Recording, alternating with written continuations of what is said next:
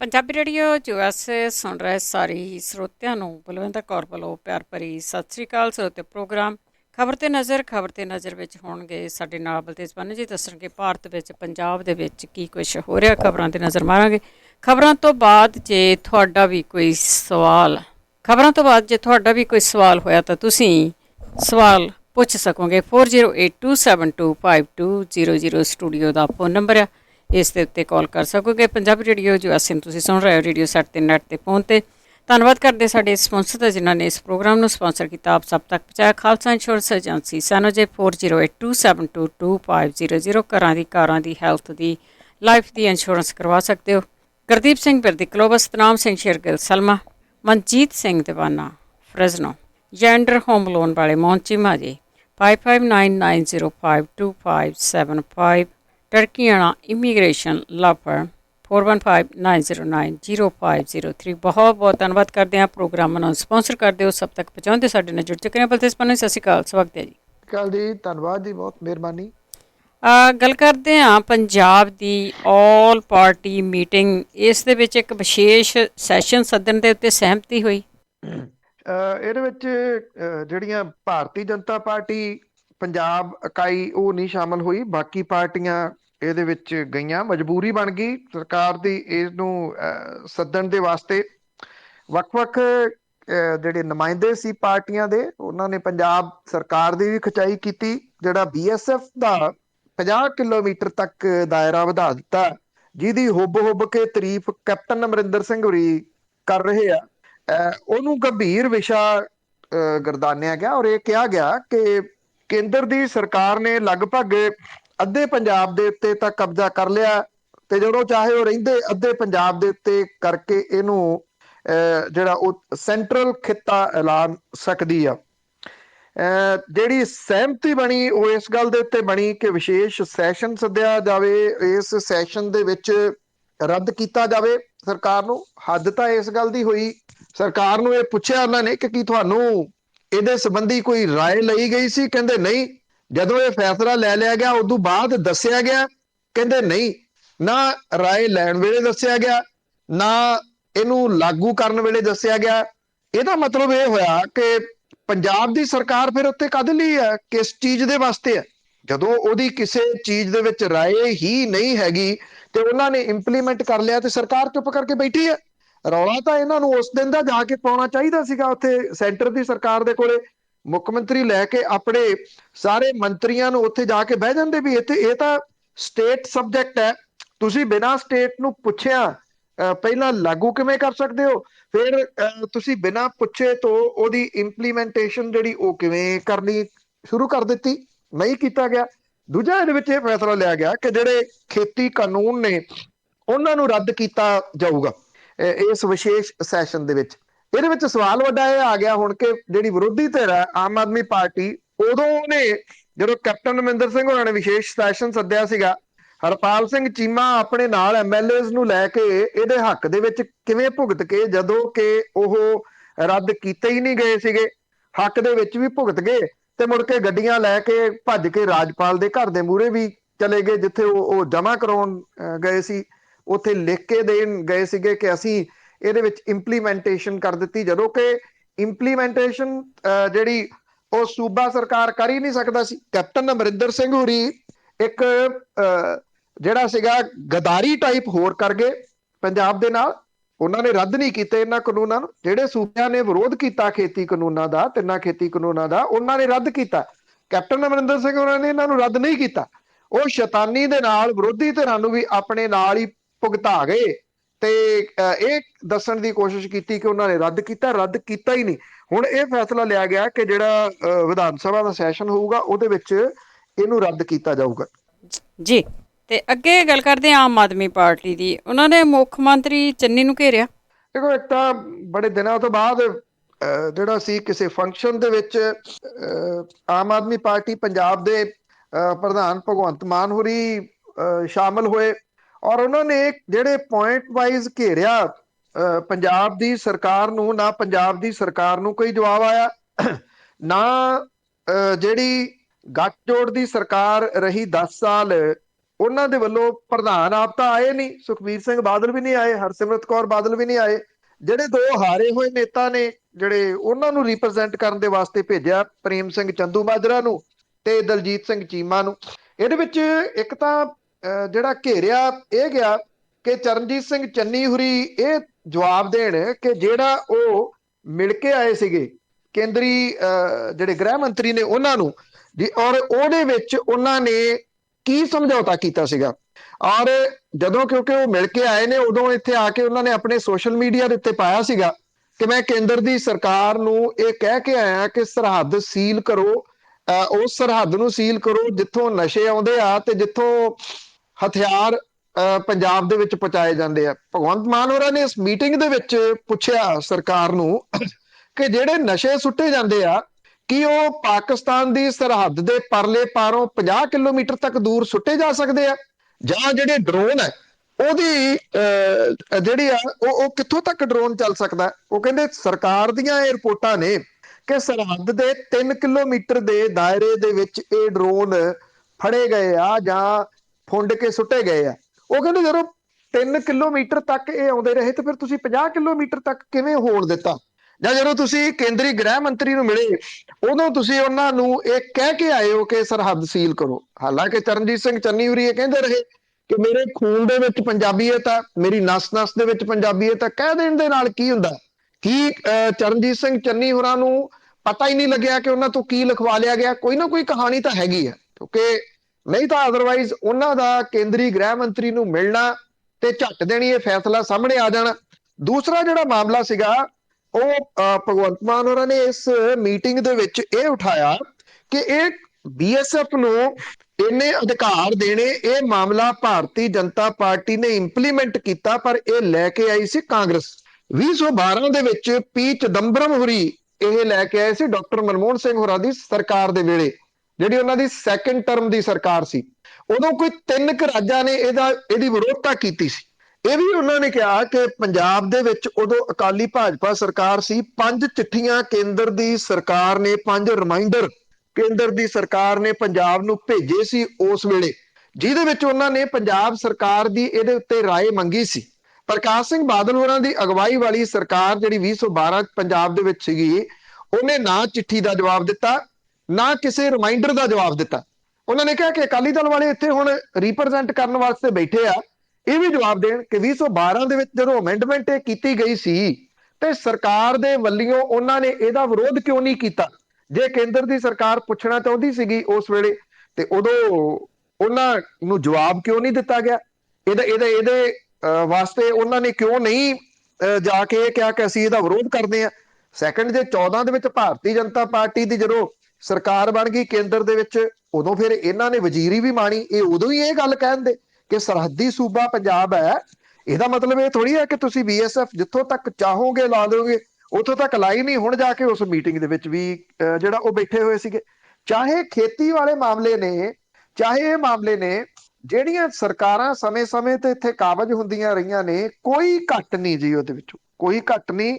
ਉਹ ਸਮੇਂ-ਸਮੇਂ ਦੇ ਉੱਤੇ ਪੰਜਾਬ ਦੇ ਵਾਸਤੇ ਜਾਂ ਸੂਬੇ ਦੇ ਹਿੱਤਾਂ ਦੇ ਵਾਸਤੇ ਕਦੇ ਬੋਲੀਆਂ ਹੀ ਨਹੀਂ ਜੀ। ਬਿਲਕੁਲ ਜੀ, ਜਿਹੜਾ ਵੀ ਨਵਾਂ ਤੋਂ ਨਵਾਂ ਆਉਂਦਾ ਆ ਉਹ ਪੰਜਾਬ ਨੂੰ ਹੀ ਚਰੁੰਡੀ ਜਾਂਦਾ, ਸਮਝ ਨਹੀਂ ਲੱਗਦੀ। ਅੱਗੇ NCB ਦਾ ਆਫੀਸਰ ਆਪ ਹੀ ਫਸ ਗਿਆ ਸ਼ਾਹਰੁਖ ਖਾਨ ਦੇ ਮੁੰਡੇ ਨੂੰ ਬਚਾਉਂਦਾ ਬਚਾਉਂਦਾ।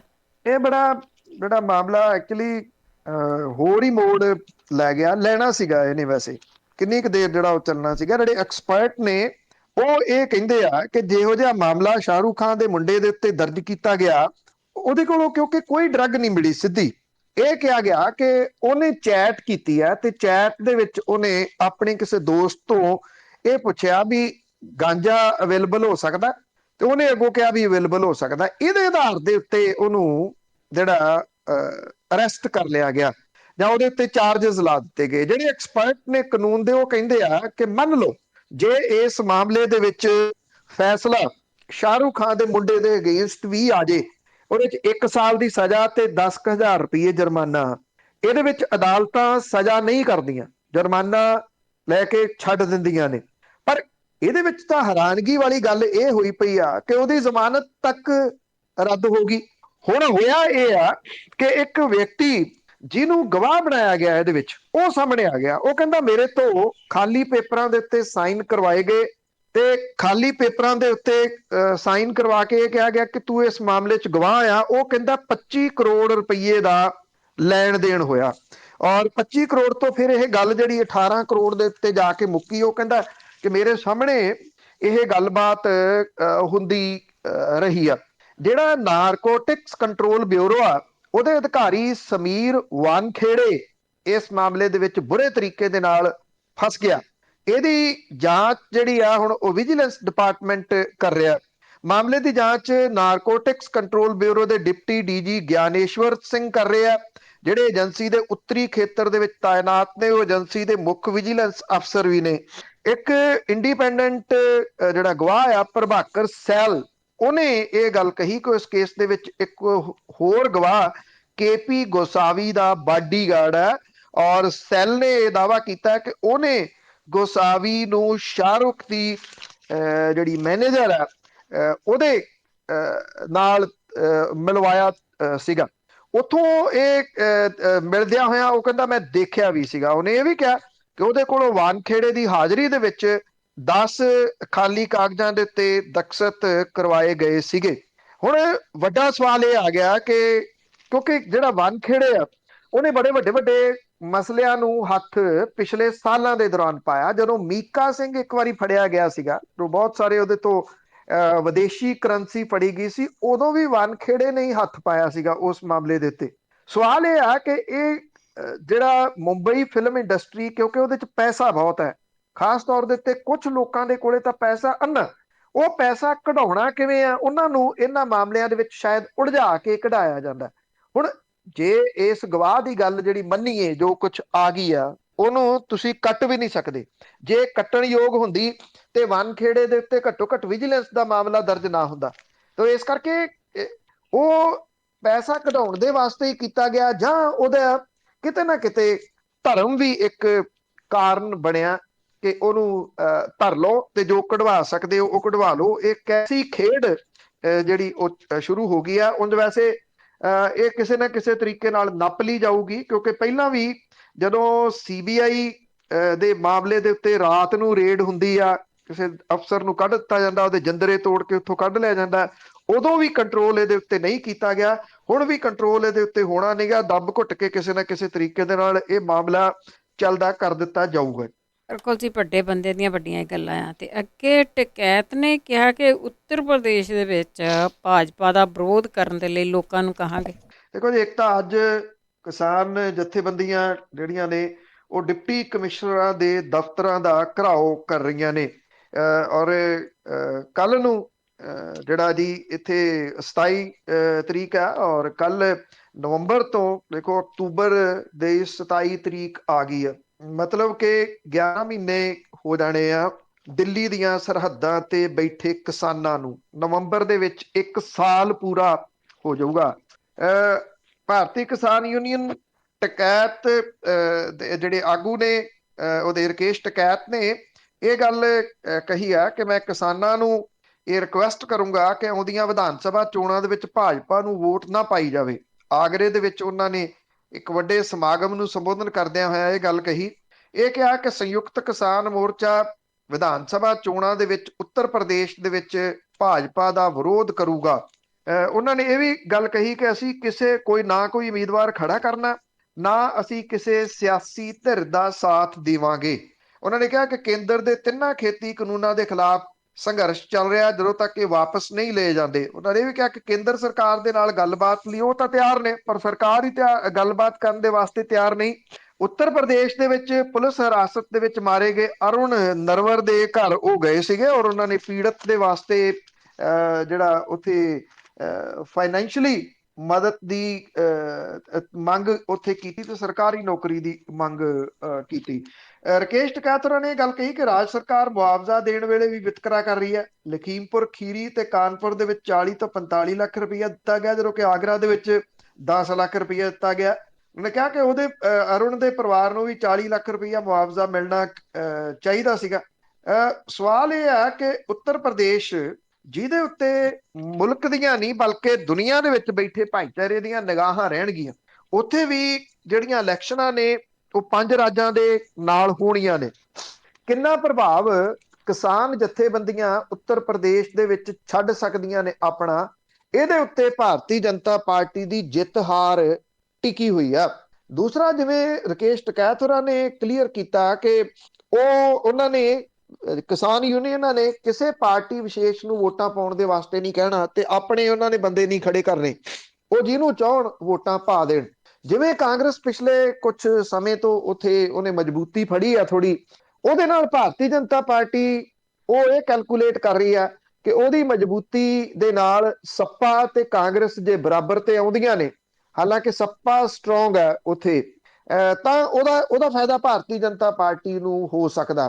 ਭਾਰਤੀ ਜਨਤਾ ਪਾਰਟੀ ਉਹ ਦੁਬਾਰਾ ਜੇ ਸੱਤਾ ਦੇ ਵਿੱਚ ਉੱਤਰ ਪ੍ਰਦੇਸ਼ 'ਚ ਆ ਜਾਂਦੀ ਹੈ ਇੰਨੇ ਵੱਡੇ ਅੰਦੋਲਨ ਦੇ ਬਾਵਜੂਦ, ਤਾਂ ਫਿਰ ਇਹ ਕਿਹਾ ਜਾ ਸਕਦਾ ਹੈ ਕਿ ਅਜੇ ਭਾਰਤੀ ਜਨਤਾ ਪਾਰਟੀ ਨੂੰ ਸੈਂਟਰ ਦੇ ਵਿੱਚੋਂ ਹਿਲਾਉਣਾ ਬਹੁਤ ਮੁਸ਼ਕਲ ਹੋਊਗਾ। ਜੇ ਭਾਰਤੀ ਜਨਤਾ ਪਾਰਟੀ ਉੱਥੇ ਨਹੀਂ ਜਿੱਤਦੀ ਉੱਤਰ ਪ੍ਰਦੇਸ਼ ਦੇ ਵਿੱਚ, ਤਾਂ ਇੱਕ ਕਿਸਮ ਦੇ ਨਾਲ ਉਹਦੇ ਪਤਨ ਦੀ ਸ਼ੁਰੂਆਤ ਹੋ ਜਾਊਗੀ। ਇਹ ਵੀ ਕਿਹਾ ਜਾ ਰਿਹਾ ਹੈ ਕਿ ਕਿਸਾਨਾਂ ਦੇ ਨਾਲ ਸਮਝੌਤਾ ਆਉਂਦੇ ਦਿਨਾਂ ਦੇ ਦੌਰਾਨ ਸੰਭਾਵੀ ਰੂਪ ਦੇ ਵਿੱਚ ਹੋ ਸਕਦਾ। ਜੇ ਇਹ ਕਨਸੋਆਂ ਸਹੀ ਨੇ ਤੇ ਇਹਦਾ ਮਤਲਬ ਇਹ ਕਿ ਉੱਤਰ ਪ੍ਰਦੇਸ਼ ਦੀਆਂ ਚੋਣਾਂ ਤੋਂ ਪਹਿਲਾਂ ਭਾਰਤੀ ਜਨਤਾ ਪਾਰਟੀ ਇਹ ਸੋਚ ਰਹੀ ਆ ਕਿ ਉਹਨੇ ਕਿਸਾਨਾਂ ਦੇ ਨਾਲ ਹੁਣ ਹੋਰ ਇੱਟ ਖੜਕਾ ਨਹੀਂ ਲੈਣਾ।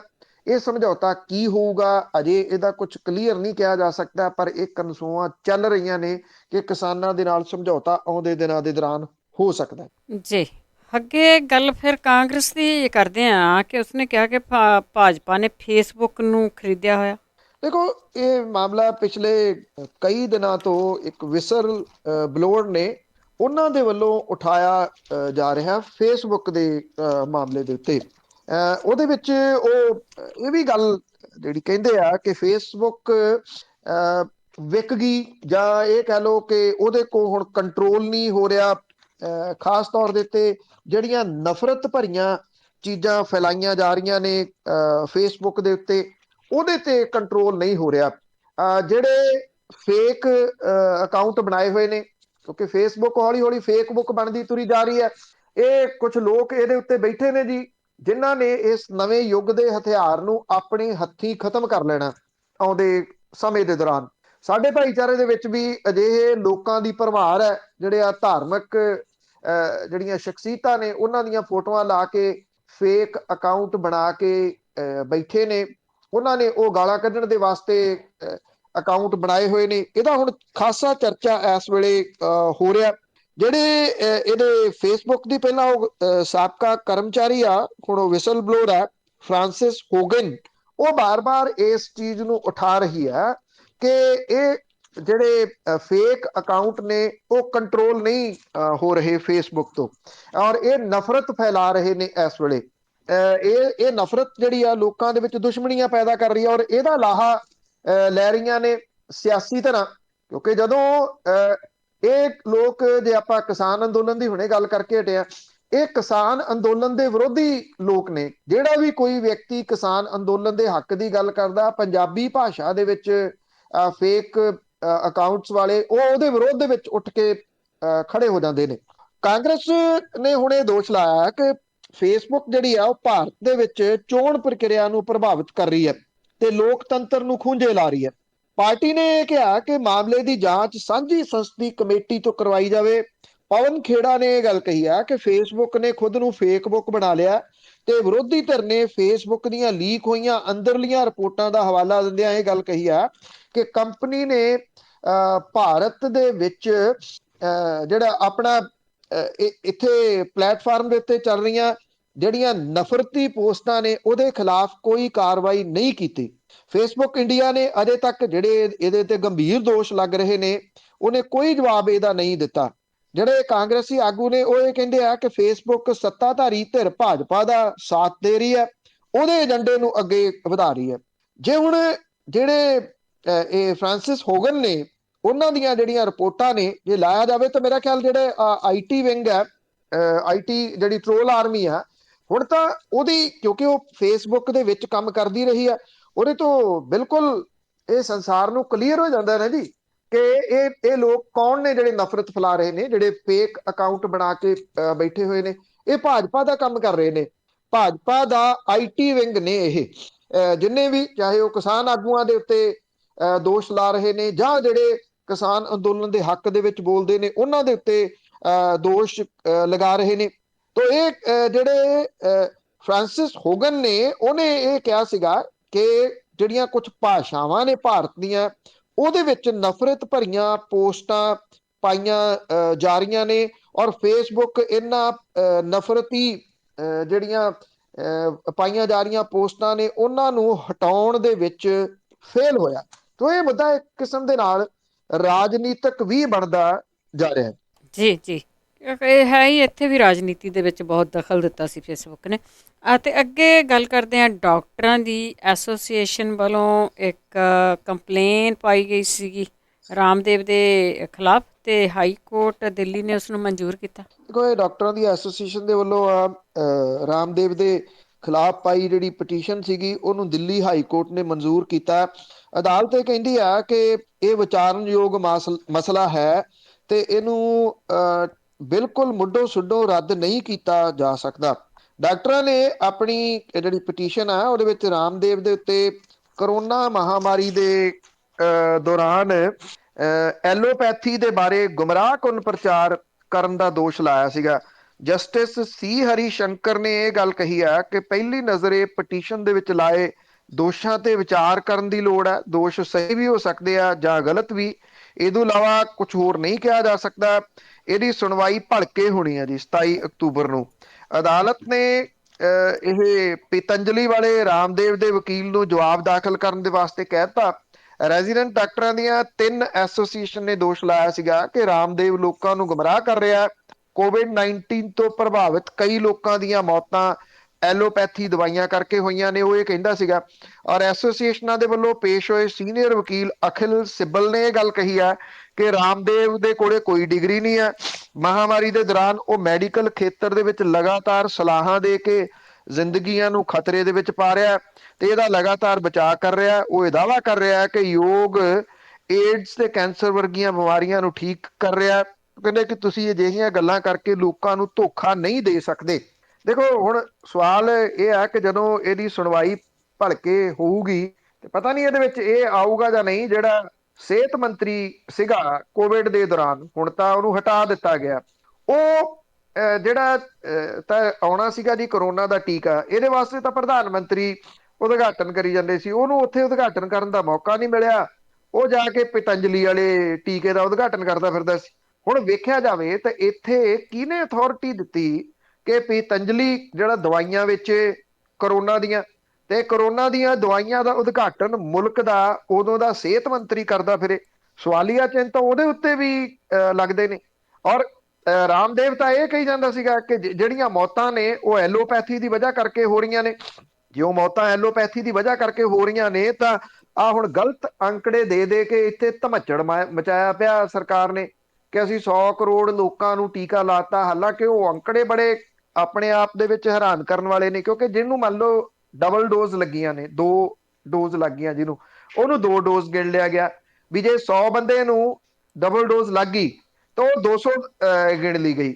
ਜਿਹੜੀ ਸਿੰਗਲ ਆ ਫਿਰ ਉਹਦੇ ਵਿੱਚ ਉਹ ਸਿੰਗਲ ਪਾ ਲਈ ਗਈ। 100 ਕਰੋੜ ਇਦਾਂ ਗਿਣਿਆ ਜਾ ਰਿਹਾ। 100 ਕਰੋੜ ਲੋਕਾਂ ਨੂੰ ਨਹੀਂ ਲੱਗਿਆ, ਇਹ 100 ਕਰੋੜ ਇੰਜੈਕਸ਼ਨ ਉਹ ਲੱਗੇ ਆ ਜੀ, ਉਹਦੇ ਵਿੱਚ ਡਬਲ ਵਾਲੇ ਗਿਣ ਲਏ ਗਏ।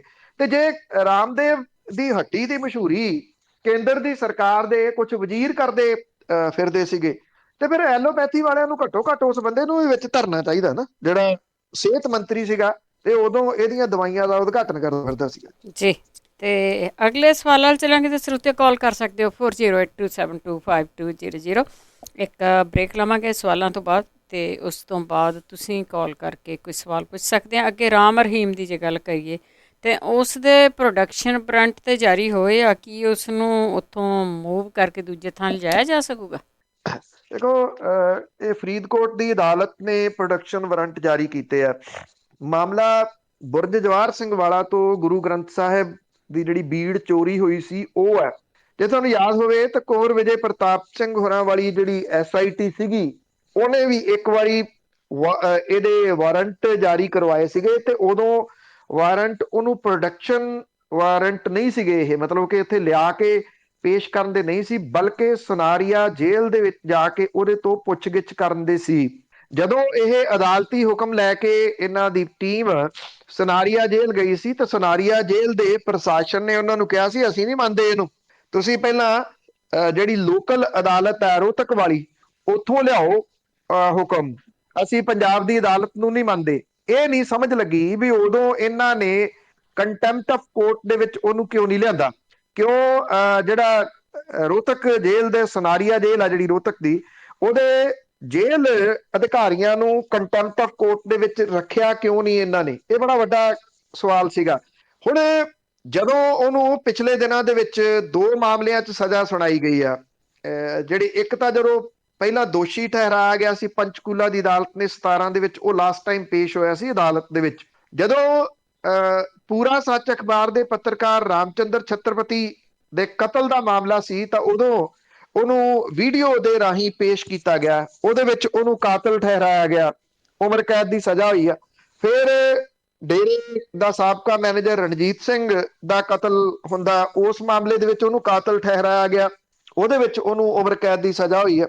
ਉਹਨੂੰ ਅਦਾਲਤ ਦੇ ਵਿੱਚ ਪੇਸ਼ ਨਹੀਂ ਕੀਤਾ ਗਿਆ ਸਿਕਿਉਰਿਟੀ ਪੁਆਇੰਟ ਆਫ ਵਿਊ ਕਰਕੇ, ਇਸ ਕਰਕੇ ਵੀ ਕਿ ਜਿਹੜੇ ਇਹ ਪ੍ਰੇਮੀ ਨੇ ਉੱਥੇ ਉਸੇ ਤਰੀਕੇ ਦਾ ਧਮੱਚੜ ਨਾ ਮਚਾ ਦੇਣ ਜਿਹੋ ਜਿਹਾ ਇਹਨਾਂ ਨੇ ਪੰਚਕੂਲਾ ਦੇ ਵਿੱਚ ਉਦੋਂ ਮਚਾ ਦਿੱਤਾ ਸੀਗਾ ਜਦੋਂ ਇਹਨੂੰ ਪੇਸ਼ ਕੀਤਾ ਗਿਆ ਸੀਗਾ ਅਜੇ ਡੇਰੇ ਤੋਂ ਲਿਆ ਕੇ, ਜਦੋਂ ਅਜੇ ਕਿਸੇ ਕੇਸ ਦਾ ਫੈਸਲਾ ਨਹੀਂ ਸੀ ਹੋਇਆ 17 'ਚ। ਇਹਦੇ ਚਾਂਸਸ ਬਹੁਤ ਘੱਟ ਨੇ ਕਿ ਉਹਨੂੰ ਪ੍ਰੋਡਕਸ਼ਨ ਵਾਰੰਟ ਦੇ ਉੱਤੇ ਲਿਆਂਦਾ ਜਾ ਸਕੂਗਾ, ਪਰ ਸਵਾਲ ਵੱਡਾ ਇਹ ਹੋਊਗਾ ਕਿ ਇਹਦੀ ਪ੍ਰਕਿਰਿਆ ਹੁਣ ਕਿਵੇਂ ਚੱਲੂਗੀ ਅੱਗੇ।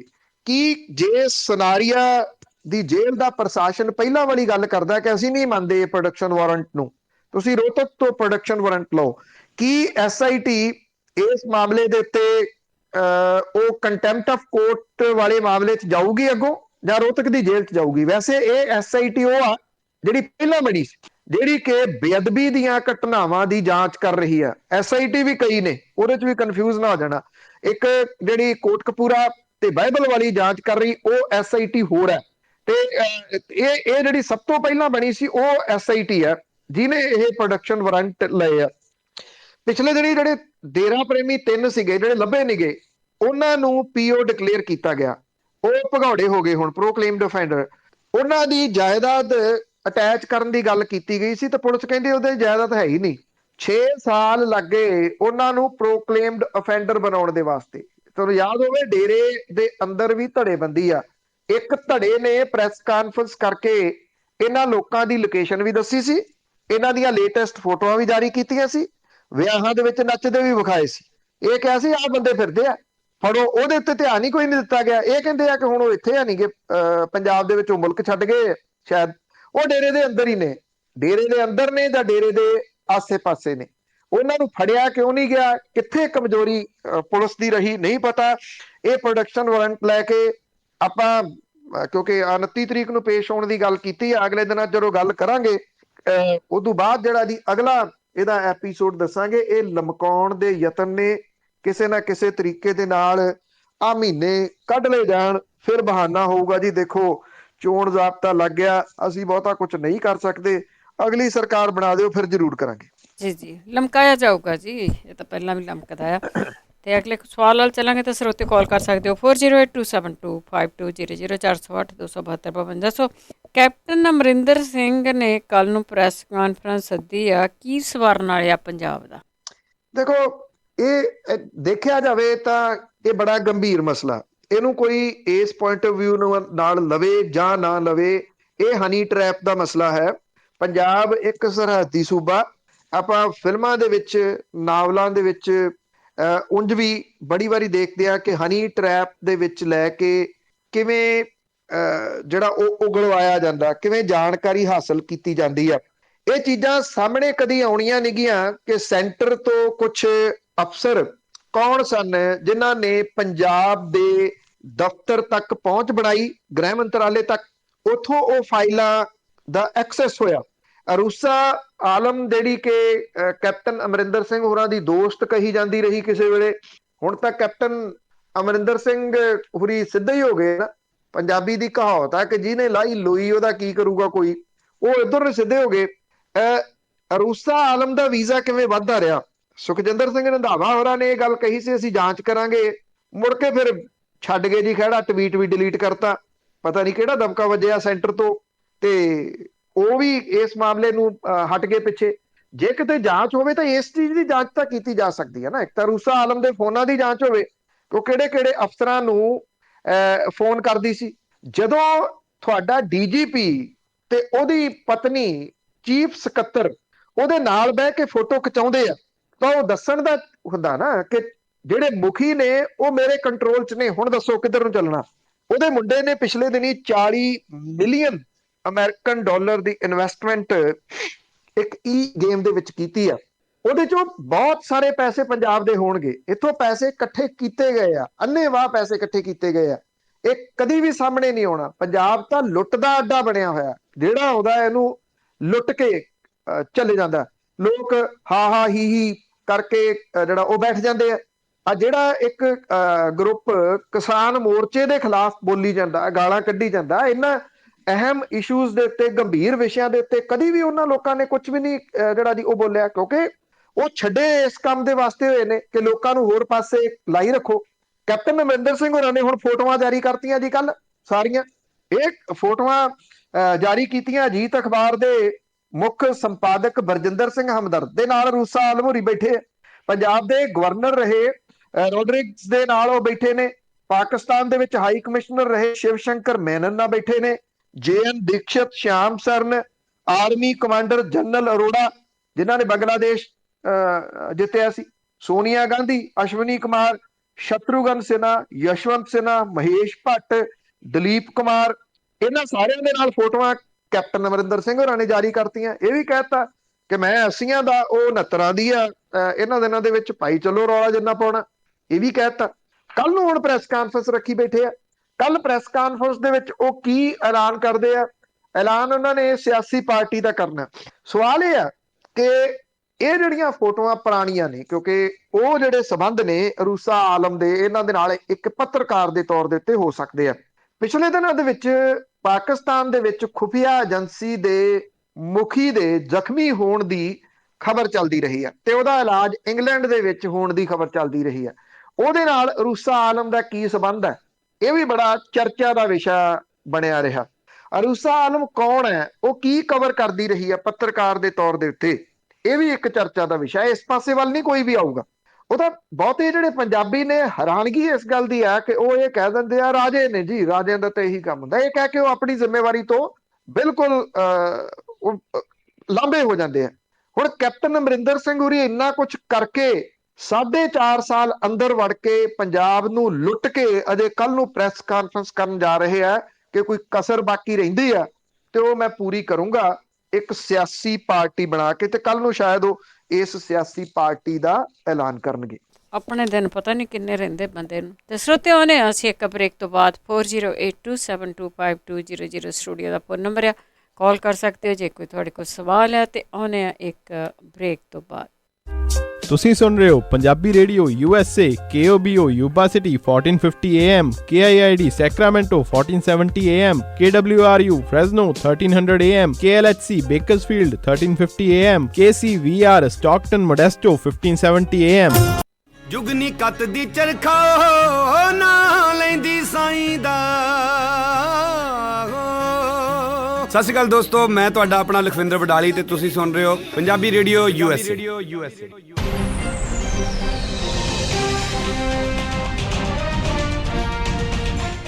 ਪੰਜਾਬੀ ਰੇਡੀਓ USA ਸੁਣ ਰਹੇ ਸਾਰੇ ਸਰੋਤਿਆਂ ਦਾ ਸਵਾਗਤ ਕਰਦੇ। ਤੁਸੀਂ ਜੁੜੇ ਹੋ ਪੰਜਾਬੀ ਰੇਡੀਓ USA ਦੇ ਨਾਲ ਤੇ ਪ੍ਰੋਗਰਾਮ ਆ ਜੀ ਖਬਰ ਤੇ ਨਜ਼ਰ। ਖਬਰ ਤੇ ਨਜ਼ਰ ਪ੍ਰੋਗਰਾਮ ਦੇ ਵਿੱਚ ਇਸ ਹਿੱਸੇ ਦੇ ਵਿੱਚ ਤੁਹਾਡੀਆਂ ਕਾਲਸ ਹੁੰਦੀਆਂ। ਜੇ ਤੁਹਾਡਾ ਵੀ ਕੋਈ ਸਵਾਲ ਹੈ ਤੁਸੀਂ ਕਾਲ ਕਰ ਸਕਦੇ ਹੋ। 4082725200 ਸਟੂਡੀਓ ਦਾ ਫੋਨ ਨੰਬਰ ਹੈ। ਕਾਲ ਕਰਕੇ ਸਵਾਲ ਨੂੰ ਪੁੱਛ ਸਕਦੇ ਹੋ ਜੀ। ਤੇ ਚੱਲਦੇ ਹਾਂ ਆਪਣੇ ਕਾਲਰਸ ਵੱਲ। ਜੁੜੇ ਹੋਏ ਨੇ ਸਾਡੇ ਨਾਲ ਪਿਆਰਾ ਸਿੰਘ ਜੀ।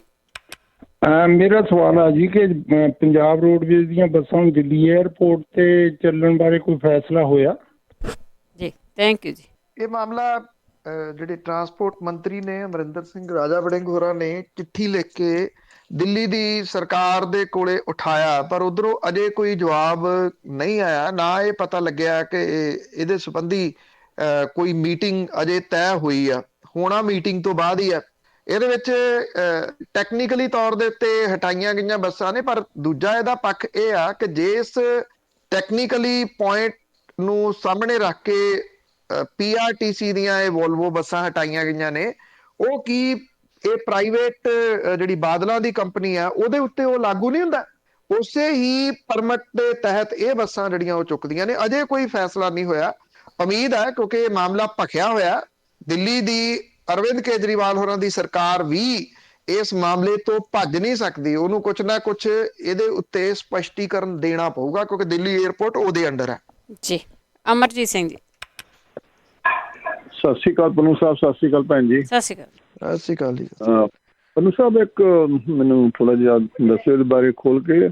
ਇੱਕ ਆਪਣੇ ਪੰਜਾਬੀ ਆ, ਉਹ ਕੁਲਵੰਤ ਸਿੰਘ ਇੰਗਲੈਂਡ ਤੋਂ, ਉਹ ਕੈਂਸਰ ਦਾ ਇੱਥੇ ਕੁਛ ਕਾਫੀ ਪੰਜਾਬ ਵਿੱਚ ਕਹਿੰਦੇ ਕਰ ਰਿਹਾ ਉਹ ਹੱਲਾ ਬੜਾ ਸੁਣੀਦਾ। ਕੋਈ ਉਹਦੇ ਵਿੱਚ ਵਾਜਬੀਅਤ ਵੀ ਹੈ ਕਿ ਐਵੇਂ ਰੌਲਾ ਰੱਪਾ ਜਾਂ ਥੋੜਾ ਜਿਆਦਾ ਦੱਸਿਓ ਜਰਾ ਪਲੀਜ਼। Thank you. ਦੇਖੋ ਜੀ, ਮੈਨੂੰ ਤਾਂ ਨਹੀਂ ਦੱਸਿਆ ਕਿਤੇ ਜਿਹੜਾ ਜਿੰਨੇ ਵੀ ਉਹਨੇ ਐਲਾਨ ਕੀਤੇ ਆ। ਮੋਗੇ ਦੇ ਬਹੁਤ ਵੱਡੀ ਗਿਣਤੀ ਦੇ ਵਿੱਚ ਲੋਕ ਵਿਦੇਸ਼ਾਂ ਦੇ ਵਿੱਚ ਰਹਿੰਦੇ ਆ। ਮੋਗੇ ਦੇ ਵਿੱਚ ਉਹਨੇ ਕਈ ਬੈੱਡ ਦਾ ਹਸਪੀਟਲ ਬਣਾਉਣਾ ਸੀ ਕਈ ਵਰੇ ਪਹਿਲਾਂ। ਅੱਜ ਤੱਕ ਜੇ ਕਿਤੇ ਬਣਾਇਆ ਤੇ ਦੱਸਣਾ ਵੀ ਉਹ ਕਿੱਥੇ ਆ, ਦੇਖਣ ਨੂੰ ਕਿਤੇ ਮਿਲਦਾ।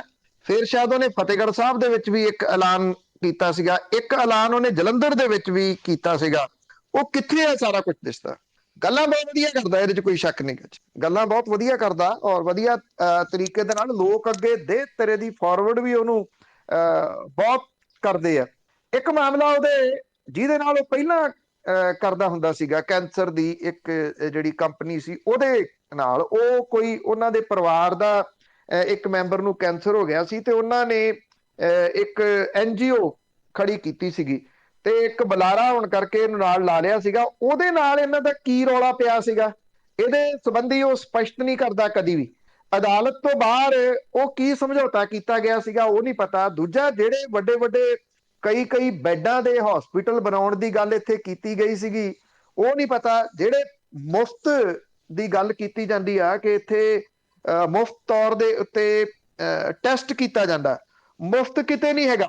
NRIs ਜਿਹੜੇ ਨੇ ਉਹ ਪੈਸੇ ਦੇ ਕੇ ਉਸ ਬੱਸ ਨੂੰ ਲਿਆਉਂਦੇ ਆ। ਕਿੰਨੇ ਪੈਸੇ ਦੇਣੇ ਪੈਂਦੇ ਆ, ਕਿੰਨੇ ਪੈਸੇ ਮੁੜ ਕੇ ਪੰਚਾਇਤ ਉਹਦੇ ਵਿੱਚ ਪਾਉਂਦੀ ਆ, ਕੀ ਕੁਛ ਕਰਦਾ। ਇਹ ਬੜਾ ਕੁਛ ਜਿਹੜਾ ਉਹ ਭੇਦ ਆ।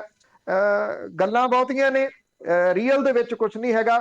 ਆਹ ਗੱਲਾਂ ਕੁਛ ਇਸ ਪੱਖੋਂ ਠੀਕ ਨੇ ਕਿ ਤੁਹਾਡਾ ਰਹਿਣ ਸਹਿਣ, ਤੁਹਾਡਾ ਖਾਣ ਪੀਣ ਕਿਹੋ ਜਿਹਾ, ਜੇ ਉਹਨੂੰ ਤੁਸੀਂ ਤਬਦੀਲ ਕਰਦੇ ਹੋ ਤਾਂ ਕਈ ਬਿਮਾਰੀਆਂ ਤੋਂ ਬਚ ਸਕਦੇ ਹੋ।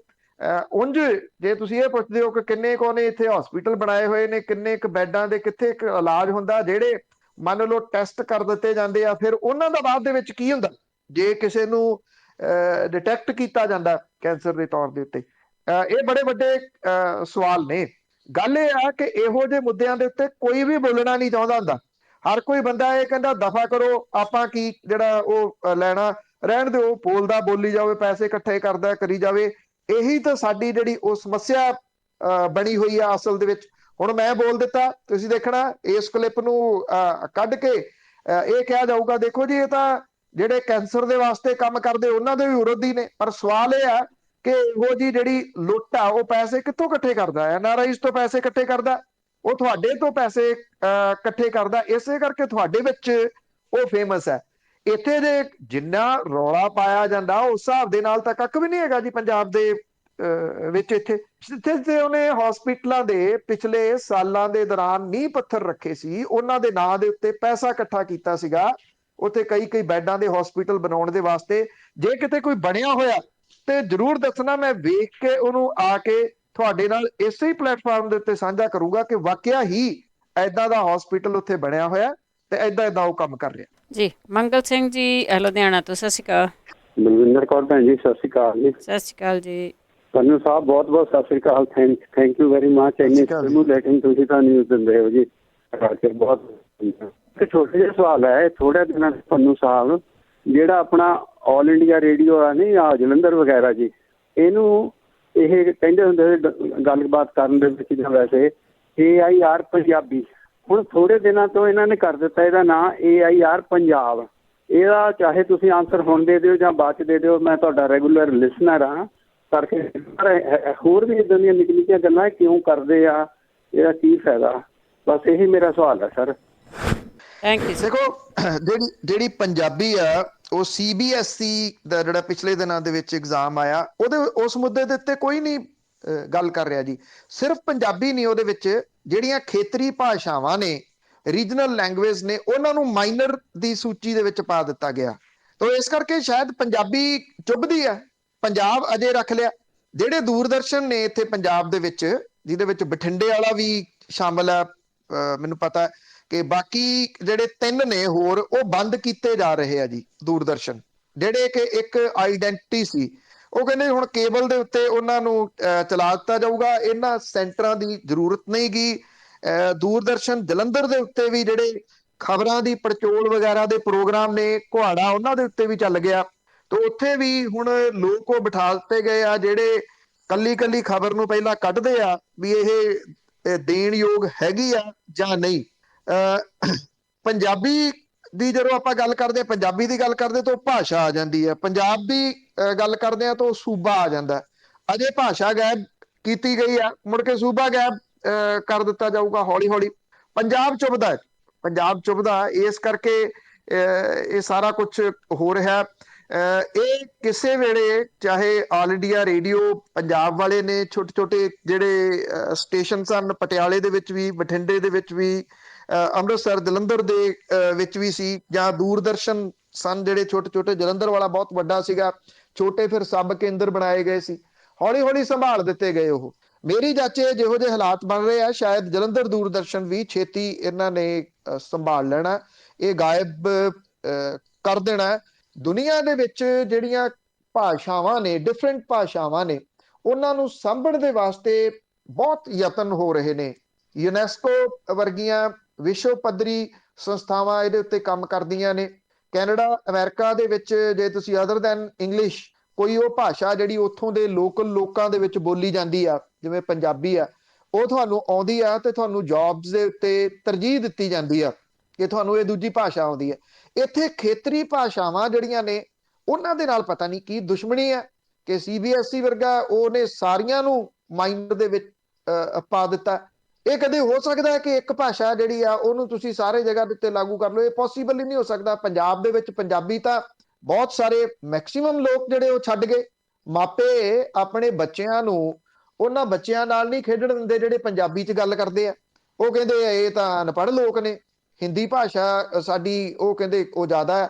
ਹਿੰਦੀ ਭਾਸ਼ਾ ਮਾੜੀ ਨਹੀਂ ਗੀ, ਕੋਈ ਭਾਸ਼ਾ ਮਾੜੀ ਨਹੀਂ। ਜਿੰਨੀਆਂ ਭਾਸ਼ਾਵਾਂ ਬੰਦੇ ਨੂੰ ਆਉਂਦੀਆਂ ਹੋਣ ਓਨਾ ਚੰਗਾ।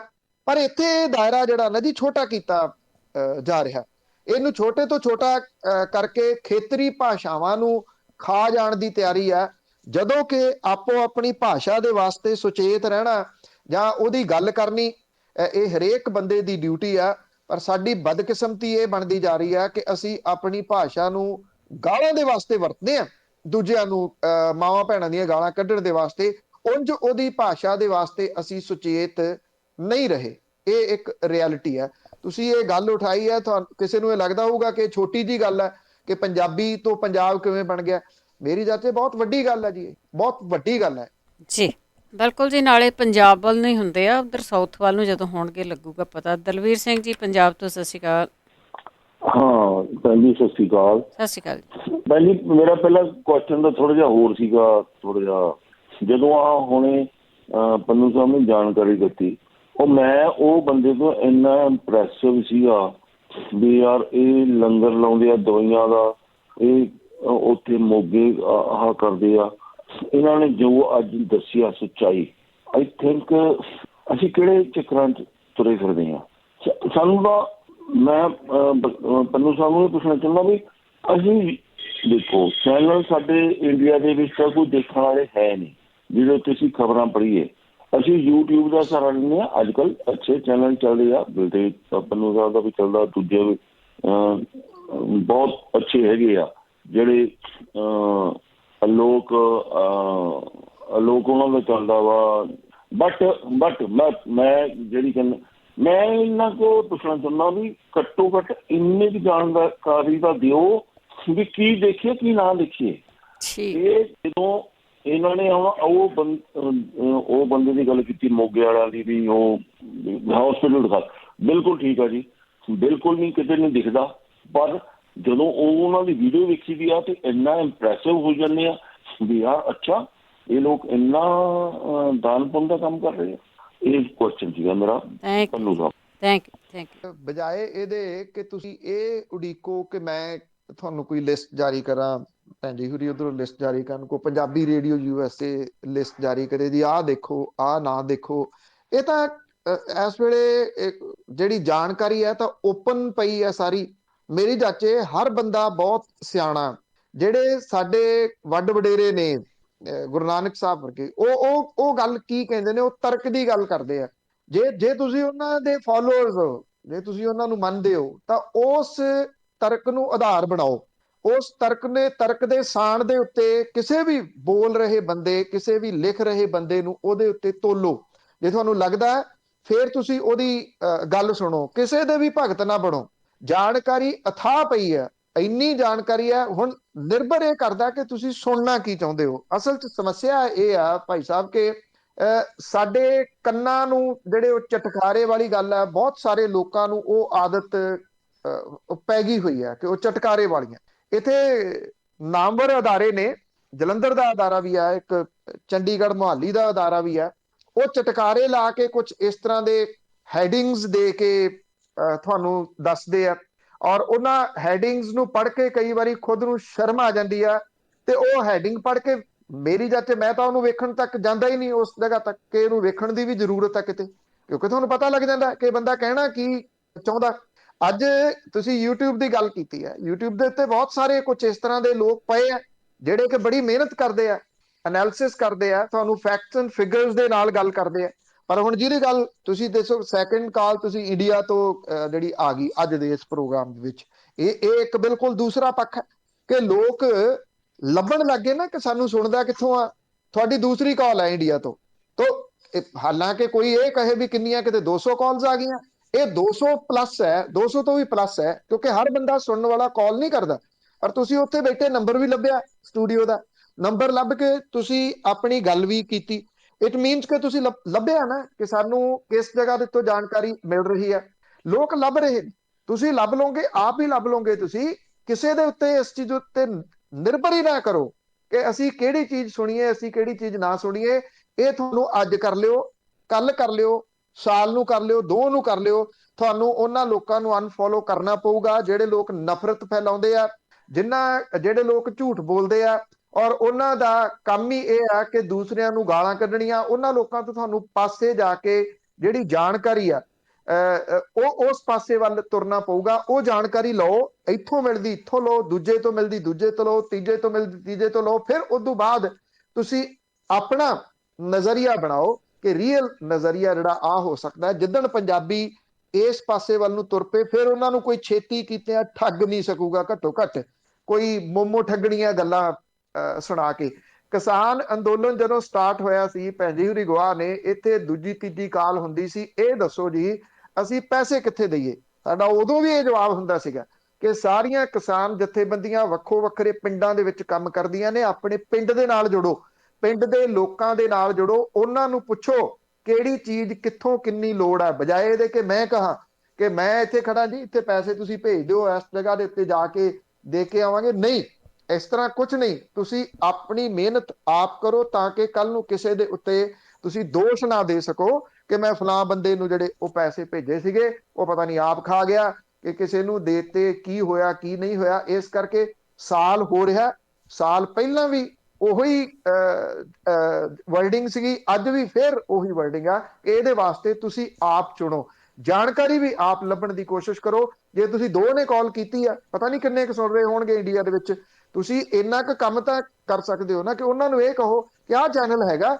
ਇਸ ਜਗ੍ਹਾ ਦੇ ਉੱਤੇ ਆਹ ਤਰੀਕੇ ਆ, ਸੁਣੇ ਜਾ ਸਕਦੇ ਆ, ਤੁਸੀਂ ਵੀ ਸੁਣੋ। 2-4 ਵਾਰੀ ਸੁਣੋਗੇ ਤੇ ਤੁਹਾਨੂੰ ਚੰਗਾ ਲੱਗੂਗਾ ਤੇ ਤੁਸੀਂ ਰੱਖ ਲੈਣਾ, ਨਹੀਂ ਚੰਗਾ ਲੱਗੂਗਾ ਤੁਸੀਂ ਲਾਂਭੇ ਹੋ ਜਾਣਾ। ਇੰਨਾ ਕੁ ਤਾਂ ਕੰਮ ਕਰ ਸਕਦੇ ਆ ਕਿ ਜਿਹੜੀ ਚੰਗੀ ਚੀਜ਼ ਕਿਤੇ ਕੋਈ ਚੱਲ ਰਹੀ ਆ, ਇਨਫੋਰਮੇਟਿਵ, ਉਹਨੂੰ ਅੱਗੇ ਪ੍ਰਮੋਟ ਕਰਨ ਦੇ ਵਿੱਚ ਤਾਂ ਮਦਦ ਕਰ ਦਿਓ, ਦੂਜੀਆਂ ਚੀਜ਼ਾਂ ਨਾ ਪ੍ਰਮੋਟ ਕਰੋ। ਜੀ ਕੈਨੇਡਾ ਤੋਂ ਪੌਲ ਜੀ, ਸਤਿ ਸ਼੍ਰੀ ਅਕਾਲ। ਹਲੋ, ਸਤਿ ਸ਼੍ਰੀ ਅਕਾਲ ਭੈਣ ਜੀ। ਸਤਿ ਸ਼੍ਰੀ ਅਕਾਲ।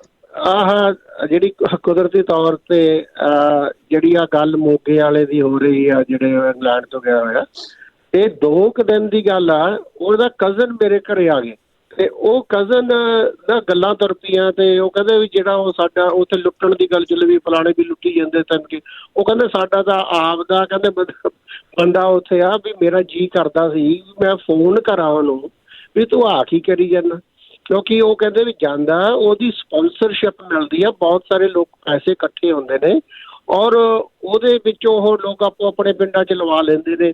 ਤੇ ਬਾਕੀ ਇਹ ਗੱਲ ਸਹੀ ਹੈ ਵੀ ਉਹਦੇ ਬਾਅਦ ਜਦੋਂ ਇੱਕ ਗੱਲ ਤਾਂ ਕਹਿੰਦੇ ਆ ਵੀ ਕਦੀ ਉਹ ਬੱਸ ਬੁੱਸ ਲੈ ਕੇ ਜਾਂਦੇ ਆ ਜੋ ਵੀ ਲੈ ਕੇ ਜਾਂਦੇ ਉਹ ਡਾਇਗਨੋਜ਼ ਕਰ ਦਿੰਦੇ ਨੇ। ਉਹ ਡਾਇਗਨੋਜ਼ ਜੇ ਕਰ ਵੀ ਦਿੰਦੇ ਨੇ ਉਹਦਾ ਕੋਈ ਇਲਾਜ ਨਹੀਂ ਦਿੰਦੇ, ਉਹਦੀਆਂ ਕੋਈ ਦਵਾਈਆਂ ਵਗੈਰਾ ਨਹੀਂ ਦਿੰਦੇ ਤੇ ਉਹਨੂੰ ਬਸ ਕਹਿ ਦਿੰਦੇ ਵੀ ਭਾਈ ਤੈਨੂੰ ਆਹ ਬਿਮਾਰੀ ਹੈ ਜੇ ਡਾਇਗਨੋਜ਼ ਹੋ ਜਾਂਦਾ। ਪਰ ਅੱਬਲ ਤਾਂ ਇੱਥੋਂ ਤੱਕ ਵੀ ਨਹੀਂ ਕਹਿੰਦੇ ਕੰਮ ਜਾਂਦਾ। ਇਹ ਕਿਤੇ ਕੁਦਰਤੀ ਤੌਰ ਤੇ ਮੈਂ ਤੁਹਾਡੀ ਆਹ ਖਬਰਾਂ ਸੁਣਦਾ ਕਰਕੇ ਇਹ ਕੁਐਸਚਨ ਕਿਸੇ ਵੀਰ ਨੇ ਪੁੱਛ ਲਿਆ ਤੇ ਇਹਨਾਂ ਨੇ ਪੰਨੂ ਸਾਹਿਬ ਨੇ ਉਹਦਾ ਆਨਸਰ ਕੀਤਾ ਤਾਂ ਮੈਂ ਕਿਹਾ ਮੈਂ ਵੀ ਥੋੜਾ ਜਿਹਾ ਹਿੱਸਾ ਪਾ ਲਿਆ। ਇਹ 2 ਕੁ ਦਿਨ ਹੋ ਗਏ ਉਹਦੇ ਕਜ਼ਨ ਨੇ ਦੱਸਿਆ ਵੀ ਮੇਰਾ ਜੀ ਕਰਦਾ ਮੈਂ ਉਹਨੂੰ ਫੋਨ ਕਰਕੇ ਕਹਾਂ ਵੀ ਤੂੰ ਕਰਦਾ ਕਰਾਉਂਦਾ ਕੁਛ ਹੈ ਨਹੀਂ। ਤੇ ਇਹ ਇੰਨਾ ਕੀ ਮੈਂ ਤੁਹਾਨੂੰ ਦੱਸਣਾ ਚਾਹੁੰਦਾ ਸੀ। Thank you Pal ji. Thank you. Satnam Singh ji, ਸਤਿ ਸ਼੍ਰੀ ਅਕਾਲ ਭੈਣ ਜੀ। ਪੰਨੂ ਭਾਜੀ ਸਤਿ ਸ਼੍ਰੀ ਅਕਾਲ ਜੀ। ਸਤਿ ਸ਼੍ਰੀ ਅਕਾਲ ਜੀ। ਭਾਜੀ ਪਿੱਛੇ ਬਹੁਤ ਸਮਾਂ ਪਹਿਲਾਂ ਆਪਣੇ ਕੈਪਟਨ ਦੇ ਰਾਜ 'ਚ ਰੌਲਾ ਪੈਂਦਾ ਸੀ ਵੀ ਜਿਹੜੇ ਆਪਣੇ ਸਿੰਘ ਉੱਥੇ ਜੇਲ੍ਹਾਂ 'ਚ ਹੈਗੇ ਆ ਉਹਨਾਂ ਦੀ ਸਜ਼ਾ ਪੂਰੀ ਹੋ ਚੁੱਕੀ, ਉਹਨੂੰ ਛੱਡ ਦੇਣਾ। ਕੋਈ ਅੱਜ ਤੇ ਕੋਈ ਕਿੰਨੇ ਛੱਡੇ ਕਿ ਦੱਸ ਸਕਦੇ ਵੀ ਕਿਹੜੇ ਕੁ ਛੱਡੇ ਅੱਜ? ਜੀ ਦੇਖੋ, ਜਿਹੜੇ ਤਾਂ ਵੱਖ-ਵੱਖ ਸੂਬਿਆਂ ਦੀਆਂ ਜੇਲ੍ਹਾਂ ਦੇ ਵਿੱਚ ਨੇ ਉਹ ਤਾਂ ਉਹਨਾਂ ਸੂਬਿਆਂ ਦੇ ਉੱਤੇ ਨਿਰਭਰ ਆ ਜੀ, ਉਹਨਾਂ ਨੇ ਛੱਡਣਾ ਜਾਂ ਨਹੀਂ ਛੱਡਣਾ। ਕੁਛ ਇੱਕ ਨੂੰ ਪੈਰੋਲ ਮਿਲੀ ਸੀਗੀ ਔਰ ਉਹਨਾਂ ਨੂੰ ਪੈਰੋਲ ਮਿਲਣੀ ਸ਼ੁਰੂ ਹੋਈ, ਪਰ ਉਹ ਬਹੁਤ ਲਿਮਟਿਡ ਦੇ ਨੇ, 3 ਜਾਂ 4 ਨੇ, ਇਦੋਂ ਵੱਧ ਨਹੀਂ। ਅਜੇ ਵੀ ਉਸੇ ਹੀ ਤਰੀਕੇ ਦੇ ਨਾਲ ਬੈਠੇ ਨੇ। ਹਾਂ, ਇਹਦੇ ਵਿੱਚ ਭੁੱਲਰ ਸਾਹਿਬ ਦੀ ਜ਼ਰੂਰ ਉਹਨਾਂ ਨੂੰ ਇਹ ਰਾਹਤ ਮਿਲੀ ਆ, ਕਿਉਂਕਿ ਜਿਹੋ ਜੀ ਦਿਮਾਗੀ ਤੌਰ ਦੇ ਉੱਤੇ ਉਹ ਸਿਚੁਏਸ਼ਨ ਦੇ ਵਿੱਚ ਸਨ, ਉਹਨਾਂ ਦੀ ਘੱਟੋ ਘੱਟ ਇਸ ਦੇ ਵਿੱਚ ਮਦਦ ਜ਼ਰੂਰ ਹੋਈ ਆ ਤੇ ਉਹਨਾਂ ਦੀ ਪੈਰੋਲ ਪੱਕੀ ਜ਼ਰੂਰ ਚੱਲ ਰਹੀ ਆ। ਬਹੁਤ ਵੱਡਾ ਜੇ ਆਪਾਂ ਕਹੀਏ ਕਿ ਇਹਦੇ ਨਾਲ ਬਾਕੀ ਸੂਬਿਆਂ ਦੀਆਂ ਜੇਲ੍ਹਾਂ ਦੇ ਵਿੱਚੋਂ ਕੋਈ ਕੈਪਟਨ ਸਾਹਿਬ ਨੇ ਕੋਈ ਲਿਖੀ ਹੈ ਕਿਸੇ ਨੂੰ ਚਿੱਠੀ? ਜੀ ਮੇਰੀ ਜਾਣਕਾਰੀ ਦੇ ਵਿੱਚ ਕੋਈ ਨਹੀਂ ਹੈਗਾ ਕਿ ਉਹਨਾਂ ਨੇ ਕਿਸੇ ਨੂੰ ਚਿੱਠੀ ਲਿਖੀ ਹੋਵੇ। ਉਹ ਕਿਹਨੂੰ ਚਿੱਠੀ ਲਿਖਣਗੇ ਜੀ? ਉਹ ਤਾਂ ਫੋਟੋਆਂ ਜਾਰੀ ਕਰ ਰਹੇ ਰੂਸਾ ਆਲਮ ਦੀਆਂ, ਉਧਰ ਉਹ ਬਿਜ਼ੀ ਨੇ। ਤੇ ਜਦੋਂ ਉਹ ਇਹ ਕਹਿ ਰਹੇ 80 ਦਾ ਮੈਂ 69 ਦੀ, ਉਹ ਆ ਚੱਕੋ ਫੋਟੋਆਂ ਸਾਰਿਆਂ ਦੇ ਨਾਲ ਉਹ ਬੈਠੀ ਹੈ। ਤੁਸੀਂ ਹੁਣ ਕੀ ਕਰ ਲਓਗੇ? ਉਹਨਾਂ ਤੋਂ ਇਹ ਐਕਸਪੈਕਟ ਕੀਤੀ ਜਾ ਸਕਦੀ ਹੈ ਕਿ ਇਹੋ ਜਿਹੇ ਕਿਸੇ ਗੰਭੀਰ ਮੁੱਦੇ ਦੇ ਉੱਤੇ ਉਹਨਾਂ ਨੇ ਕਿਸੇ ਦੂਜੇ ਉਸ ਸੂਬੇ ਦੇ ਮੁੱਖ ਮੰਤਰੀ ਨੂੰ ਚਿੱਠੀ ਲਿਖੀ ਹੋਵੇ ਵੀ ਜਿਹੜੇ ਲੋਕ ਭਾਈ ਆਪਣੀਆਂ ਜਿੰਨੀ ਉਹਨਾਂ ਨੂੰ ਸਜ਼ਾ ਹੋਈ ਸੀ ਉਮਰ ਕੈਦ ਦੀ ਉਹ ਪੂਰੀ ਕਰ ਚੁੱਕੇ ਹੋਏ ਆ, ਉਦੋਂ ਉੱਪਰ ਕਈ ਸਾਲ ਹੋ ਚੁੱਕੇ ਹੋਏ ਆ, ਉਹਨਾਂ ਨੂੰ ਰਿਹਾ ਕਰ ਦਿਓ। ਇਹ ਮੁੱਖ ਮੰਤਰੀ ਨੇ ਚੁੱਕਣਾ ਹੁੰਦਾ। ਤੁਸੀਂ ਗੱਲ ਕਰ ਲਈ ਜਾਂ ਮੈਂ ਗੱਲ ਕਰ ਲਈ, ਉਹਦੇ ਨਾਲ ਤਾਂ ਕੁਝ ਨਹੀਂ ਹੋਣਾ। ਇੱਕ ਪ੍ਰੋਟੋਕਾਲ ਹੈ, ਉਹਦੇ ਮੁਤਾਬਕ ਹੋਣਾ। ਉਹ ਮੁੱਖ ਮੰਤਰੀ ਨੇ ਕਰਨਾ ਸੀ।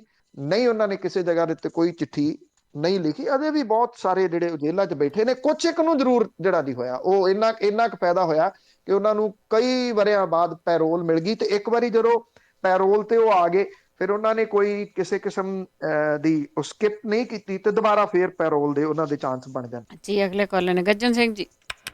ਹਾਂਜੀ, ਸਤਿ ਸ਼੍ਰੀ ਅਕਾਲ ਪੰਨੂ ਸਾਹਿਬ। ਸਤਿ ਸ਼੍ਰੀ ਅਕਾਲ ਜੀ। ਹਾਂਜੀ ਪੰਨੂ ਸਾਹਿਬ, ਮੇਰਾ ਸਵਾਲ ਹੈ ਕਿ ਫਲਾਈਟਾਂ ਤਾਂ ਕਹਿੰਦੇ ਹੁਣ ਸ਼ੁਰੂ ਹੋ ਰਹੀਆਂ ਆ ਤੇ ਜਿਹੜੇ ਆ US ਵਾਲਿਆਂ ਦੇ 10 ਸਾਲਾਂ ਦੇ ਵੀਜ਼ੇ ਲੱਗੇ ਆ, ਇਹ ਕਦੋਂ ਕੁ ਐਕਟਿਵ ਹੋ ਜਾਣਗੇ ਜੀ? ਇਹਦੇ ਬਾਰੇ ਜਿਹੜਾ ਚਾਨਣਾ ਪਾਓ ਤਾਂ ਜੇ ਪਤਾ ਤਾਂ ਨਹੀਂ। ਥੈਂਕ ਯੂ ਜੀ, ਥੈਂਕ ਯੂ। ਦੁਬਾਰਾ ਲੈਣੇ ਪੈਣੇ ਤੁਹਾਨੂੰ। ਦੇਖੋ ਹਾਂਜੀ, ਤੁਸੀਂ ਵੈਸੇ ਆਨਸਰ ਤਾਂ ਬਹੁਤਾ ਜਿਹੜਾ ਜੀ ਉਹ ਦੇ ਦਿੱਤਾ, ਕਿਉਂਕਿ ਇਹ ਜਿਹੜੇ ਉੱਥੇ ਕੌਂਸਲ ਖਾਨੇ ਨੇ ਜੀ ਉਹਨਾਂ ਨੂੰ ਪੁੱਛੋਗੇ ਤਾਂ ਬਿਹਤਰ ਹੈ। ਕਿਉਂਕਿ ਇਉਂ ਹੁੰਦਾ ਕਿ ਜਿਹੜੀ ਸਰਕਾਰ ਜਾਰੀ ਕਰਦੀ ਆ ਮੀਡੀਆ ਦੇ ਵਾਸਤੇ, ਜੇ ਤੁਸੀਂ ਉਹ ਦੱਸ ਦਿਓ ਤੇ ਉਹਨੂੰ ਕੌਂਸਲ ਖਾਨਿਆਂ ਨੇ ਨਹੀਂ ਮੰਨਣਾ। ਜਿਹੜਾ ਉਹ ਕਰਨਗੇ, ਕਿਉਂਕਿ ਹਰੇਕ ਜਿਹੜਾ ਜਿੱਥੇ ਬੈਠਾ ਜੀ ਉਹ ਉੱਥੋਂ ਦਾ ਰਾਜਾ ਇੱਕ ਕਿਸਮ ਦੇ ਨਾਲ। ਬਿਹਤਰ ਇਹ ਹੋਊਗਾ ਕਿ ਤੁਸੀਂ ਇਹਦਾ ਜਵਾਬ ਉੱਥੋਂ ਦੇ ਆਪਣੇ ਕੌਂਸਲੇਟ ਅਧਿਕਾਰੀ ਨੂੰ ਪੁੱਛੋ ਕਿ ਅਸਲ 'ਚ ਸਰਕਾਰ ਨੇ ਕੀਤਾ ਕੀ ਹੈ। ਸਰਕਾਰ ਕਹਿੰਦੀ ਹੈ ਕਿ ਅਸੀਂ ਇਜਾਜ਼ਤ ਜਿਹੜੀ ਦੇਤੀ ਆ 24 ਤਰੀਕ ਤੋਂ ਇਹ ਸ਼ੁਰੂ ਹੋ ਗਿਆ ਕਿ ਤੁਹਾਨੂੰ ਜਿਹੜੀਆਂ 2 ਡੋਜ਼ ਲੱਗੀਆਂ ਹੋਣ ਤੇ ਇੱਕ ਜਦੋਂ ਤੁਸੀਂ ਇੱਧਰ ਨੂੰ ਆਉਣਾ ਤੁਹਾਡੇ ਕੋਲੇ ਸਰਟੀਫਿਕੇਟ ਚਾਹੀਦਾ ਨੈਗੇਟਿਵ ਰਿਪੋਰਟ ਦਾ, ਤੇ ਫਿਰ ਤੁਹਾਨੂੰ ਇੱਥੇ ਕੁਆਰੰਟਾਈਨ ਹੋਣ ਦੀ ਕੋਈ ਜ਼ਰੂਰਤ ਨਹੀਂ ਗੀ ਤੇ ਵੀਜ਼ੇ ਵੈਲਿਡ ਨੇ। ਵੀਜ਼ੇ ਵੈਲਿਡ ਕਿਹੜੇ ਨੇ, ਇਹ ਇੱਕ ਘੁੰਡੀ ਆ। ਤਾਂ ਬਿਹਤਰ ਆ ਕਿ ਤੁਸੀਂ ਆਉਣ ਤੋਂ ਪਹਿਲਾਂ ਕੌਂਸਲੇਟ ਜਨਰਲ ਦੇ ਦਫ਼ਤਰ ਤੋਂ ਇਹ ਜਾਣਕਾਰੀ ਲਓ ਤਾਂ ਉਹ ਬਿਹਤਰ ਰਹੂਗਾ ਜੀ। ਮੈਂ ਕੋਈ ਵੀ ਤੁਹਾਨੂੰ ਇਸ ਤਰ੍ਹਾਂ ਦੀ ਜਾਣਕਾਰੀ ਦੇ ਕੇ ਮਿਸਗਾਈਡ ਨਹੀਂ ਕਰਨਾ ਚਾਹੁੰਦਾ ਜਿਹਦੇ ਨਾਲ ਤੁਸੀਂ ਫਸੋ ਜਾਂ ਕੱਲ ਨੂੰ ਤੁਹਾਨੂੰ ਕੋਈ ਮੁਸ਼ਕਲ ਆਵੇ। ਜੀ ਬਿਲਕੁਲ, ਕੌਂਸੂਲੇਟ ਇੰਡੀਆ ਦਾ ਜਿਹੜਾ ਤੁਹਾਨੂੰ ਵੀਜ਼ਾ ਉਸ ਤੋਂ ਮਿਲਦਾ ਆ, ਉੱਥੇ ਤੁਸੀਂ ਜ਼ਰੂਰ ਪਤਾ ਕਰ ਲਓ ਕਿ ਉਹਨਾਂ ਨੇ ਉਹੀ ਵੀਜ਼ੇ 'ਤੇ ਤੁਹਾਨੂੰ ਜਾਣ ਦੇਣਗੇ ਜਾਂ ਤੁਹਾਨੂੰ ਕੋਈ ਸਪੈਸ਼ਲ ਵੀਜ਼ਾ ਲੈਣਾ ਪਊਗਾ। ਉੱਥੇ ਜ਼ਰੂਰ ਪਤਾ ਕਰੋ, ਉਹ ਇੰਡੀਆ ਵਾਲਿਆਂ ਤੋਂ ਨਹੀਂ ਕਰਨਾ, ਇੰਡੀਆ ਦੇ ਕੌਂਸੂਲੇਟ ਤੋਂ ਇੱਥੋਂ ਕਰੋ, ਸੈਨ ਫਰਾਂਸਿਸ। ਅਗਲੇ ਕਾਲਰ ਨੇ ਵਿੰਦਰ। ਹਾਂਜੀ, ਸਤਿ ਸ਼੍ਰੀ ਅਕਾਲ ਭੈਣ ਜੀ। ਸਤਿ ਸ਼੍ਰੀ ਅਕਾਲ ਪੰਨੂ ਸਾਹਿਬ। ਭੈਣ ਜੀ ਕਦੀ ਕਦੀ ਫੋਨ ਨੰਬਰ ਬੋਲ ਦਿਆ ਕਰੋ ਵਿੱਚ ਨਾ, ਕਈ ਸਰੋਤੇ ਨਵੇਂ ਹੁੰਦੇ ਉਹ ਕਰਨ ਵਾਲੇ ਹੁੰਦੇ ਨਾ ਫੋਨ। ਠੀਕ ਹੈ ਜੀ। ਤੇ ਭਾਜੀ ਮੇਰਾ ਇਹ ਸਵਾਲ ਸੀ ਵੀ ਕੈਪਟਨ ਅਮਰਿੰਦਰ ਸਿੰਘ 4.5 ਸਾਲ ਹੁਣ ਰਿਹਾ ਵਾ ਜਿੱਦਾਂ ਵਜ਼ਾਰਤ ਵਿੱਚ, ਤੇ ਇਹਨੇ ਆ ਜਿਹੜੀਆਂ ਬੱਸਾਂ ਨਜਾਇਜ਼ ਚੱਲਦੀਆਂ ਸੀ ਉਹਦੇ ਤੇ ਕੋਈ ਕਾਰਵਾਈ ਕਿਉਂ ਨਹੀਂ ਕੀਤੀ? ਰਾਜਾ ਵੜਿੰਗ ਨੇ ਹੁਣ ਕਾਫੀ ਬੱਸਾਂ ਖੁੱਡੇ ਲੈਣ ਲਾਤੀਆਂ ਟੈਕਸ ਵੀ ਨਾ ਭਰਨ ਕਰਕੇ, ਬਿਨਾਂ ਪਰਮਿਟ ਤੋਂ ਜਿਹੜੀਆਂ ਚੱਲਦੀਆਂ ਸੀ। ਤੇ ਜੇ ਏਦਾਂ ਹੋਰ ਵੀ ਮੰਤਰੀ ਇਮਾਨਦਾਰ ਹੋ ਜਾਣ ਆਪਣੋ ਆਪਣੇ ਡਿਪਾਰਟਮੈਂਟ ਲਈ, ਤੇ ਪੰਜਾਬ ਦਾ ਖਜ਼ਾਨਾ ਭਰ ਨਹੀਂ ਸਕਦਾ ਜੀ। ਇਹਦੇ ਬਾਰੇ ਦੱਸਿਓ, ਨਾਲੇ ਥੋੜਾ ਜਿਹਾ ਕੇਜਰੀਵਾਲ ਬਾਰੇ ਦੱਸਿਓ ਵੀ ਉੱਥੇ ਦਿੱਲੀ ਕਿਵੇਂ ਬੱਸਾਂ ਨਜਾਇਜ਼ ਚੱਲਦੀਆਂ ਸੀ ਏਅਰਪੋਰਟ ਤੇ ਜਾਂਦੀਆਂ ਜਿਹੜੀਆਂ। Thank you. ਦੇਖੋ, ਇੰਪੋਸੀਬਲ ਕੁਛ ਨਹੀਂਗਾ, ਪੋਸੀਬਲ ਹੋ ਸਕਦਾ। ਹਾਲਾਂਕਿ ਵਿਰੋਧ ਕਰਨ ਵਾਲੇ ਕਰੀ ਜਾਂਦੇ ਆ ਰਾਜਾ ਵੜਿੰਗ ਦਾ ਵੀ, ਜਾਇਜ਼ ਵੀ ਹੋ ਸਕਦਾ ਉਹਨਾਂ ਦਾ ਵਿਰੋਧ ਕੁਛ ਜਿਹੜਾ, ਪਰ ਘੱਟੋ ਘੱਟ ਉਹਨੇ ਸ਼ੁਰੂਆਤ ਤਾਂ ਕੀਤੀ ਨਾ, ਉਹ ਕਰਤਾ ਰਿਹਾ, ਐਕਟਿਵ ਤਾਂ ਦਿਸ ਰਿਹਾ। ਉਹਨੇ ਇਹ ਗੱਲ ਕਹਿਤੀ ਕਿ ਬਿਨਾਂ ਟੈਕਸ ਤੋਂ ਕੋਈ ਬੱਸ ਸੜਕ ਦੇ ਉੱਤੇ ਚੱਲਣ ਨਹੀਂ ਦੇਣੀ, ਚਾਹੇ ਕਿਸੇ ਦੀ ਹੋਵੇ, ਕਿਸੇ ਵੀ ਧਿਰ ਦੀ ਹੋਵੇ। ਇੰਨੀ ਗੱਲ ਖੜਕਾ ਕੇ ਕਹਿ ਦੇਣੀ ਆਪਣੇ ਆਪ ਦੇ ਵਿੱਚ ਬੜੀ ਵੱਡੀ ਗੱਲ ਹੈ।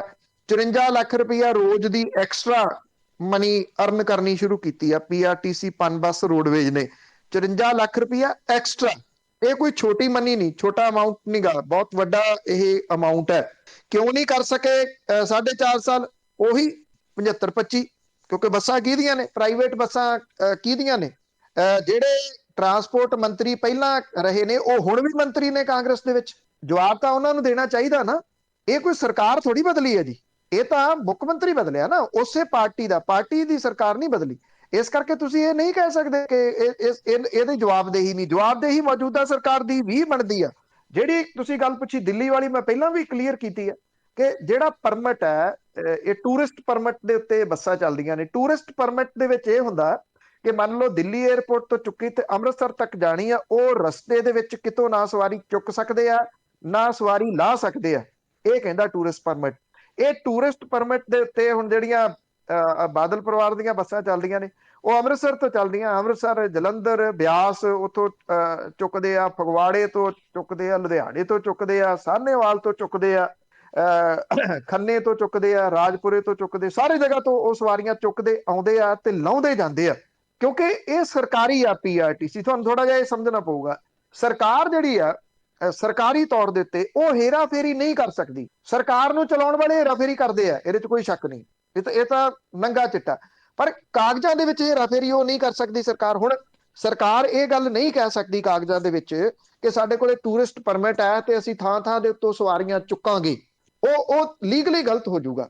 ਇਹ ਜਿਹੜੀ ਦਿੱਲੀ ਦੀ ਸਰਕਾਰ ਹੈ ਉਹਨੂੰ ਇਸ ਮਾਮਲੇ ਦੇ ਉੱਤੇ ਕੁਝ ਨਾ ਕੁਝ ਚੇਂਜਸ ਕਰਨੀਆਂ ਪੈਣਗੀਆਂ, ਜਾਂ ਤਾਂ ਉਹ ਬੱਸਾਂ ਵੀ ਬੰਦ ਕਰ ਦਿਓ ਜਿਹੜੀਆਂ ਚੱਲਦੀਆਂ ਨੇ, ਜਾਂ ਫਿਰ ਇਹਨਾਂ ਨੂੰ ਵੀ ਪਰਮਿਸ਼ਨ ਦੇਵੇ ਤੁਸੀਂ, ਕਿਉਂਕਿ ਜਦੋਂ ਤੁਸੀਂ ਪਰਮਿਟ ਲੈਂਦੇ ਹੋ ਉਹਦੇ ਵਿੱਚ ਟੈਕਸ ਇਨਵੋਲਵ ਹੁੰਦਾ, ਉਹ ਟੈਕਸ ਲੈ ਲਵੇ ਜਿਹੜੀ ਪੰਜਾਬ ਸਰਕਾਰ ਤੋਂ ਬਣਦਾ ਤੇ ਉਹਨੂੰ ਇਸ ਚੀਜ਼ ਦੀ ਉਹ ਪਰਮਿਸ਼ਨ ਦੇ ਦੇ। ਪਰ ਉਹ ਟੈਕਸ ਸਿਰਫ ਪੰਜਾਬ ਸਰਕਾਰ ਤੋਂ ਨਾ ਲਵੇ, ਉਹ ਟੈਕਸ ਉਹਨਾਂ ਪ੍ਰਾਈਵੇਟ ਬੱਸਾਂ ਤੋਂ ਵੀ ਲਵੇ ਜਿਹੜੀਆਂ ਏਅਰਪੋਰਟ ਤੋਂ ਸਵਾਰੀਆਂ ਚੁੱਕਦੀਆਂ ਨੇ ਜਾਂ ਸਵਾਰੀਆਂ ਲਾਉਂਦੀਆਂ ਨੇ। ਈਵਨ ਦਿੱਲੀ ਦੀ ਸਰਕਾਰ ਨੂੰ ਤਾਂ ਇਹਦੇ ਵਿੱਚ ਰੈਵਨਿਊ ਦਾ ਫਾਇਦਾ ਹੋ ਸਕਦਾ ਤੇ ਲੋਕਾਂ ਨੂੰ ਫਾਇਦਾ ਇਹ ਹੋ ਸਕਦਾ ਕਿ PRTC ਦੀਆਂ ਸ਼ਾਨਦਾਰ ਬੱਸਾਂ, ਮੈਂ ਕਹੂੰਗਾ ਜਿਹੜੀਆਂ ਵੋਲਵੋ ਨੇ, ਉਹਦੇ ਵਿੱਚ ਅੱਧੇ ਮੁੱਲ ਦੇ ਉੱਤੇ ਸਫ਼ਰ ਕਰਨ ਦਾ ਮੌਕਾ ਜਿਹੜਾ ਮਿਲ ਸਕਦਾ ਹੈ। ਇਹ ਮਹਿਕਮਾ ਪ੍ਰਗਟ ਸਿੰਘ ਹੋਰਾਂ ਕੋਲੇ NRI ਮਹਿਕਮਾ ਹੈਗਾ ਤੇ ਆਉਂਦੇ ਦਿਨਾਂ ਦੇ ਦੌਰਾਨ ਪੰਜਾਬੀ ਰੇਡੀਓ USA ਦੇ ਵਿੱਚ ਉਹਨਾਂ ਦੀ ਗੱਲਬਾਤ ਵੀ ਹੋਊਗੀ 1-2 ਦਿਨਾਂ ਦੇ ਵਿੱਚ, ਤੇ ਉਦੋਂ ਮੈਂ ਜ਼ਰੂਰ ਕਹੂੰਗਾ ਭੈਣ ਜੀ ਹੋਰਾਂ ਨੂੰ ਕਿ ਇਹ ਸਵਾਲ ਤੁਸੀਂ ਉਹਨਾਂ ਨੂੰ ਇਹ ਜ਼ਰੂਰ ਪੁੱਛਣਾ ਬੱਸਾਂ ਦੇ ਬਾਰੇ ਦੇ ਵਿੱਚ ਵੀ ਇੰਨੇ ਪੈਸੇ ਜਿਹੜੇ ਉਹ ਲਾ ਕੇ ਰੱਖੇ ਆ। ਹੋਪਫੁਲੀ ਕਿ ਇਹਦਾ ਕੋਈ ਨਾ ਕੋਈ ਹੱਲ ਨਿਕਲੂਗਾ ਉਹਦੇ ਦਿਨਾਂ 'ਚ। ਜੀ ਸਾਡੇ ਅਖੀਰਲੇ ਕਾਲਰ ਨੇ ਜਸਪਾਲ ਸਿੰਘ। ਹਾਂਜੀ, ਸਾਰਿਆਂ ਵੀਰਾਂ ਭੈਣਾਂ ਨੂੰ ਸਾਰਿਆਂ ਨੂੰ ਸਤਿ ਸ੍ਰੀ ਅਕਾਲ। ਸਤਿ ਸ੍ਰੀ ਅਕਾਲ।